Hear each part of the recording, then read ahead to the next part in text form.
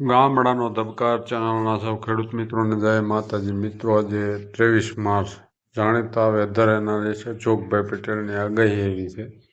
તેમની આગાહી જોઈએ તો મહત્તમ તાપમાન નોર્મલ કરતાં ઓછું, આવતા દિવસોમાં નોર્મલ આસપાસ અને ત્યારબાદ 25 થી 27 માર્ચ 2024 દરમિયાન નોર્મલ કરતાં 2 ડિગ્રી વધુ થવાની શક્યતા છે.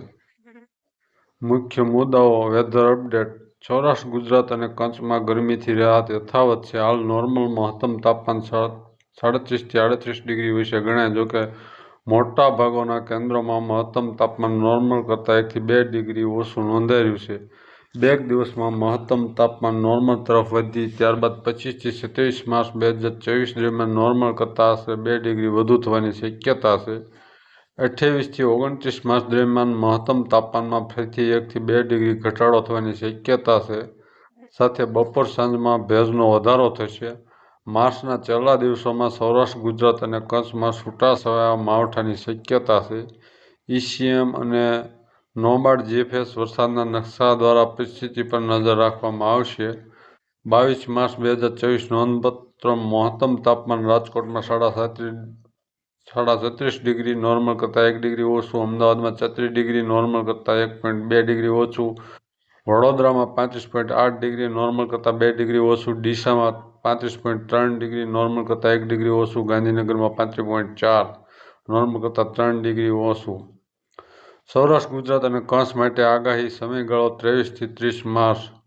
તાપમાન વલણ. હાલ દિવસ દરમિયાન તાપમાન નોર્મલ કરતાં ઓછું ચાલી રહ્યું છે. 24 માર્ચ સુધીમાં મહત્તમ તાપમાન નોર્મલ નજીક પહોંચશે. 25 થી 27 માર્ચ દરમિયાન મોટાભાગના વિસ્તારોમાં મહત્તમ તાપમાન 37 ડિગ્રીથી 39 ડિગ્રી સુધી પહોંચવાની શક્યતા છે. 28 થી 29 માર્ચ દરમિયાન તાપમાનમાં ફરીથી 1 થી 2 ડિગ્રી ઘટાડો થવાની શક્યતા છે. સાથે ભેજમાં પણ વધારો થશે. પવનની સ્થિતિ. કચ્છ અને દરિયાકાંઠાના સૌરાષ્ટ્રના વિસ્તારમાં પવનની ઝડપ આગામી દિવસોમાં 10-20 કિલોમીટર કલાક રહેવાની શક્યતા છે.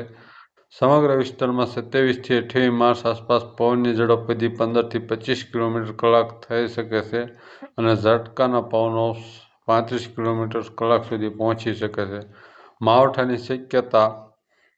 સાવચેતી એટલે કે રખોલું. ગુજરાતની આસપાસના રાજ્યોમાં હવામાન પરિસ્થિતિ અવારનવાર અસ્થિર રહેવાની શક્યતા છે. માર્ચના છેલ્લા દિવસોમાં 29 થી 30 માર્ચ આસપાસ સૌરાષ્ટ્ર ગુજરાત અને કચ્છમાં છૂટાછવાયા માવઠાની શક્યતા છે. પરિસ્થિતિનું મૂલ્યાંકન ECM, નોબાર્ડ GFS મોડલ દ્વારા કરવામાં આવશે અને સમયાંતરે અપડેટ આપવામાં આવશે. આ હતી મિત્રો જાણીતા વેધર એનાલિસ્ટ અશોકભાઈ પટેલની આગાહી. ચેનલને સબસ્ક્રાઈબ કરજો, ફેસબુક પેજને ફોલો કરજો. જય માતાજી.